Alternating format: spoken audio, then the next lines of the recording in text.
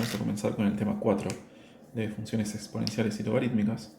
Y en particular vamos a mirar la sección 4.1 de funciones exponenciales. Seguimos recorriendo el libro de James Stewart y estamos viendo ahora el capítulo 4.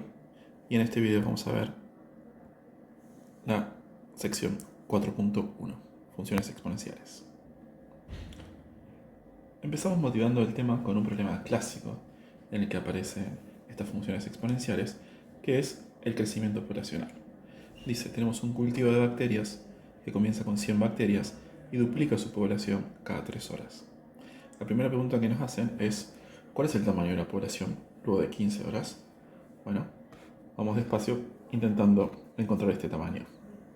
Sabemos que podemos llamar P, por ejemplo, a una función que depende del tiempo, que es el tamaño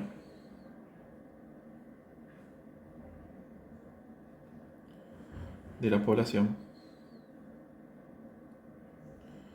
luego de t horas.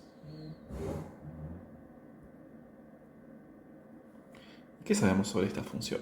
Bueno, sabemos que P en 0 es justamente la población inicial, cuando comienza el experimento, que comienza con 100 bacterias. ¿Cuánto es P en 3? Bueno, ese es el otro dato del problema. Luego de 3 horas, la población se duplica. Es decir, que si antes teníamos 100, ahora tenemos 200. ¿Cuánto es P en 6? Bueno, pasaron otras 3 horas, así que nuevamente la población se vuelve a duplicar y tenemos 400. De la misma manera, si dejo pasar 3 horas más, P en 9 nos va a dar 800. Otras 3 horas son 12. La población luego de 12 horas es de 1600 bacterias. Y creo que dejando pasar 3 horas más, llegamos a 15, que es la pregunta que nos hace. Y sabemos que luego de 15 horas, la población es entonces de 3200 bacterias. Bien, entonces la respuesta es de 3200 bacterias. Y el análisis fue simplemente ir viendo paso a paso cómo se duplicaba la población cada 3 horas para llegar hasta las 15 horas. Esto nos da una idea de cómo cambia la población, pero solo podríamos responder este tipo de preguntas. ¿Cuán grande es la población luego de 15 horas, luego de 3, luego de 6, luego de algún múltiplo de 3? ¿Cómo podemos, a partir de esta tabla que hicimos, visualizar un patrón y ver si podemos entender cómo cambia la población para cualquier tiempo t medido en horas? Miremos lo siguiente. ¿Qué pasa luego de 3 horas? Tenemos 200 bacterias, pero ¿cómo conseguimos este número? Justamente haciendo 2 por 100, que era la cantidad de bacterias que tenía al principio y que era la población inicial. Ahora, ¿cómo conseguimos este número 400 a las 6 horas? Hicimos 2 por las que teníamos antes, que eran 200. Pero esas 200 justamente las encontramos haciendo 2 por 100. Y esto lo podemos escribir entonces como 2 al cuadrado por 100. Estamos viendo el patrón, hagamos uno más. 800 bacterias en realidad eran el doble de las 400 que teníamos 3 horas antes, que a su vez estas 400 que teníamos antes las habíamos podido escribir como 2 al cuadrado por 100, que era la población inicial, y tenemos entonces 2 al cubo por 100. Creo que ya estamos todos viendo el patrón y entendemos entonces que a las 12 horas tendremos entonces 2 a la cuarta por 100. Y a las 15 horas tendremos 2 a la quinta por 100. Ahora analicemos. Este número que aparece siempre acompañando a las potencias de 2, ¿qué es? Es justamente la población inicial. ¿Sí? Entonces tenemos que la población luego de un tiempo t es la población inicial multiplicada por una potencia de 2. Ahora bien, pensemos entre todos, esa potencia de 2 que está apareciendo, ¿sí? Que incluso la podemos extender más, porque aquí podríamos decir que esto es 2 a la 1 por 100, y más aún podríamos decir que esto es 2 a la 0 por 100, ¿se ve? Entonces tenemos 0, 1, 2, 3, 4, 5. Van avanzando de uno en uno los exponentes, pero no están acompañando a la cantidad de horas. ¿Sí? No es 3, sino que es 1. No es 6, sino que es 2. No es 9, sino que es 3. No es 12, sino que es 4. No es 15, sino que es 5. ¿Qué es lo que está ocurriendo? Lo que está ocurriendo es que estamos dividiendo la cantidad de horas para encontrar el exponente de la base, que es 2, por 3. Y 3 justamente es el dato de cada cuánto se duplica. Este análisis nos permite responder la siguiente pregunta de este problema, que es ¿cuál es el tamaño de la población luego de t horas? Bueno, el tamaño de la población luego de t horas, que lo modelamos con la función p, que depende del tiempo, es entonces 100, que es la población inicial, que multiplica a 2 elevado a una potencia. ¿Cuánto es esta potencia? No es la cantidad de horas, como vimos recién, sino que es la cantidad de horas dividido 3. Entonces, de nuevo, recordemos, esta función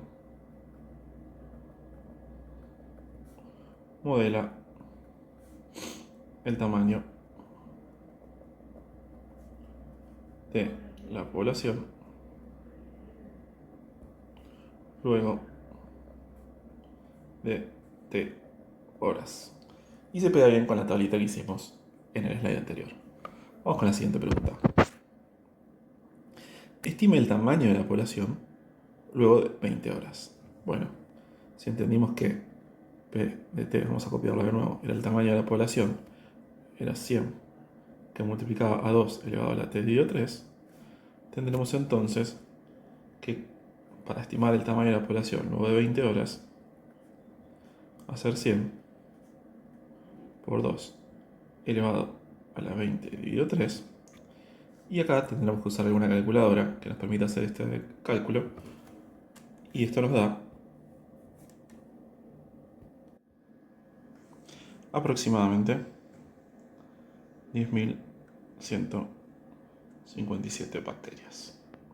Por supuesto que si hicimos la calculadora, esto nos va a dar un número decimal, un número con coma, pero lo aproximamos a 10.157 bacterias. Muy bien.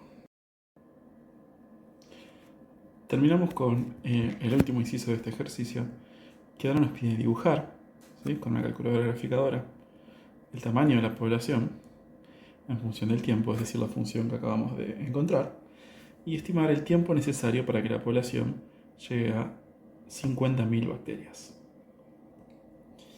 Estamos aquí en GeoGebra, donde hemos ingresado la función exponencial que gobierna esta dinámica de la población, ¿sí? 100 por 2 elevado a la t tercios, y es la típica gráfica, como vamos a ver enseguida, de lo que es una función de crecimiento exponencial, ¿sí?, que quizás hayan visto en muchos ámbitos, sobre todo alrededor del 2020 y el 2021. Para saber cuánto tiempo hace falta, ¿sí?, pensemos que en la escala del eje X tenemos la variable temporal y en el eje Y tenemos el tamaño de la población. Para saber cuánto tiempo falta para llegar a una población de 50.000, tenemos que ir a buscar en el eje Y la altura de 50.000 y ver a dónde está la gráfica, cuánto tiene que valer X, o T en este caso mejor dicho, para que la gráfica llegue hasta la altura de 50.000. Aquí ya con esta escala se ve que es algún valor, con esta escala ya se ve que es algún valor que tiene que estar entre los 20 y los 30 días. Y vemos las dos rayas, las dos líneas un poco más oscuras que corresponden al día 20 y al día 30. Y vemos que 50, la altura de 50.000 está más o menos entre esas dos líneas, más cerca de 30 que de 20. Si le hacemos suficiente zoom, sin perder de vista la altura de 50.000, vamos a hacer un poco más de zoom, así se ve la escala de día a día. Ahí tenemos abajo la escala día por día. Y aparentemente es entre el día 26 y el día 27, como podemos ver ahí en el gráfico en el centro de la pantalla. Entre el día 26 y el día 27 es cuando la gráfica llega hasta la altura de 50.000, así que vamos a contestar que hace falta que pasen aproximadamente 27 días para que la población llegue hasta un tamaño de 50.000 bacterias. Fíjense dos cosas. En primer lugar, como lo rápido que es el crecimiento exponencial, que empezamos con 100 y luego de 27 días Estoy diciendo días desde hoy, pero ustedes ya se dieron cuenta que son horas, ¿no? Son 27 horas. La escala era en horas, no en días. 27 horas. Aproximadamente después de 27 horas, ya tenemos 50.000 bacterias en una población que empezó con 100 bacterias y que duplica su población cada 3 horas. 27 horas que son entonces un día y 3 horas. Muy bien. Lo segundo es este ejercicio que hicimos gráficamente, ¿sí? Ir a buscar en la gráfica cuál es la altura de 50.000 y tratar de ver si estoy entre 26 o 27 horas. ¿Podríamos haberlo hecho analíticamente? ¿Qué nos haría falta hacer con esta función que encontramos que modela el crecimiento de las bacterias para poder resolver el inciso que acabamos de resolver gráficamente? ¿Sí? Supongo que se estarán dando cuenta si vienen siguiendo las clases hasta hoy. Creo que estamos pensando de alguna manera en la idea de la función inversa de la que acabamos de encontrar. Vamos a poder responder esa pregunta analíticamente en este curso, pero quizás en algún próximo video y no en este.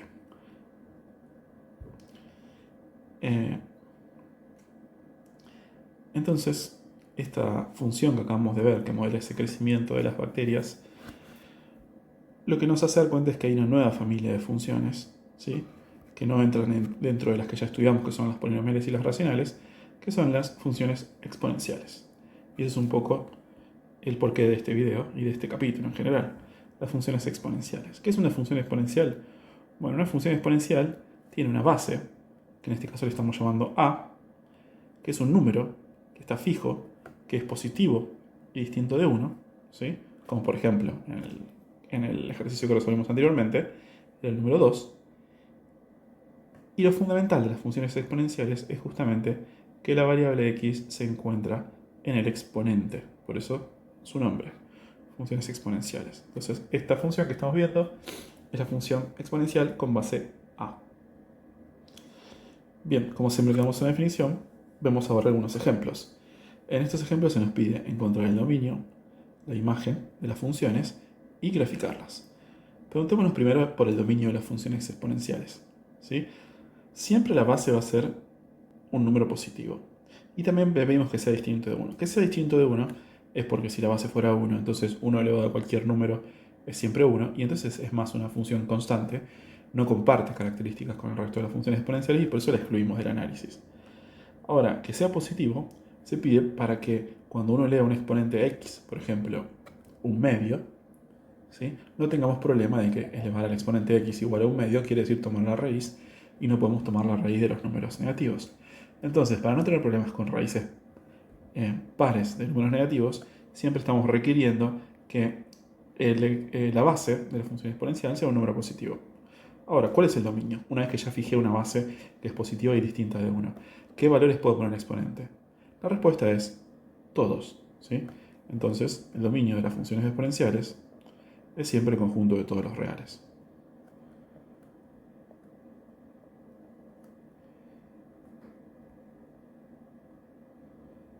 Los pares es siempre el conjunto de todos los números reales. R. Ahora, la siguiente pregunta es: ¿cuál es la imagen de las funciones exponenciales? ¿Sí? ¿Cuál es el conjunto de los puntos que efectivamente alcanza la función exponencial? Bueno, para eso mejor quizás vamos a intentar graficar esas tres funciones y ver qué podemos decir de cada una de ellas. Entonces, vamos a hacer un plano cartesiano y tratar de marcar puntos de cada una de estas funciones para graficarlas e ir acostumbrándonos a su comportamiento. Bien, tenemos dibujado entonces nuestro plano cartesiano y vamos a empezar a marcar algunos puntos en principio de la función f. Entonces, por ejemplo, ¿qué pasa si hacemos f en 0 es 3 a la 0, que es 1? F en 1, vamos a calcular algunos y después los marcamos, es 3 a la 1, que es 3. F en 2 es 3 al cuadrado, que es 9. Vamos a hacer uno más, f en 3 es 3 al cubo, que es 27. Vemos como esto enseguida se descontrola, cada vez va creciendo más y más rápido. Hagamos una escala un poco más pequeña. No sé, digamos que por acá va a estar el 1.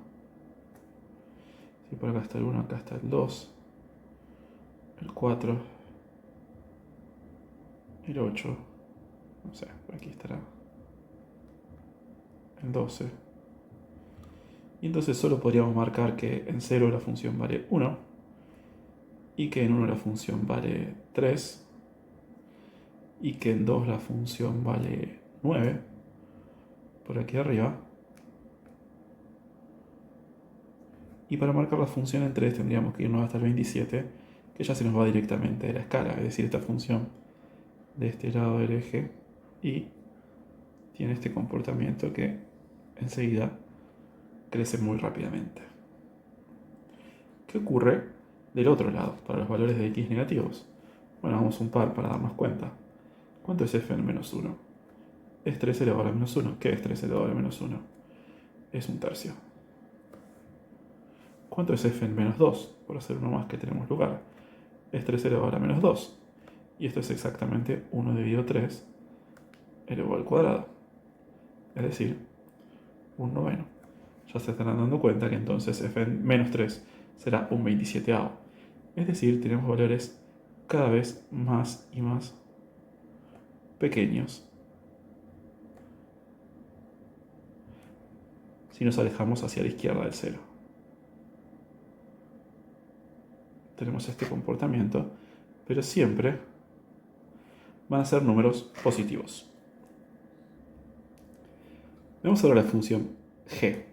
Borremos esta tabla de valores y hagamos en otro color, en el mismo plano cartesiano, la función g. ¿Qué ocurre con g en 0? Es un tercio a la 0, que es 1. ¿Qué ocurre con g en 1? Es un tercio a la 1, que es un tercio. Lo mismo que valía f en menos 1. ¿Qué ocurre con g en 2? Es un tercio al cuadrado, que es un noveno. Lo mismo que valía f en menos 2. ¿Qué pasa del otro lado? ¿Qué ocurre con g de menos 1? Es un tercio a la menos 1, que es exactamente 3. De la misma manera, g de menos 2 es un tercio a la menos 2, que es 3 al cuadrado, o sea 9. Es decir, g es exactamente la reflejada de f respecto del eje vertical. Toma este valor, toma este valor de menos 2 y luego se va rápidamente al infinito cuando x sea menos infinito. Va a pasar de nuevo por este punto y cuando x se vaya más infinito, la función va a presentar un comportamiento asintótico, ¿sí?, en el eje horizontal. En ambos casos, la imagen de f y la imagen de g coinciden y es el conjunto de los números positivos. La imagen de g es igual a la imagen de f, que es igual al conjunto desde 0 hasta más infinito.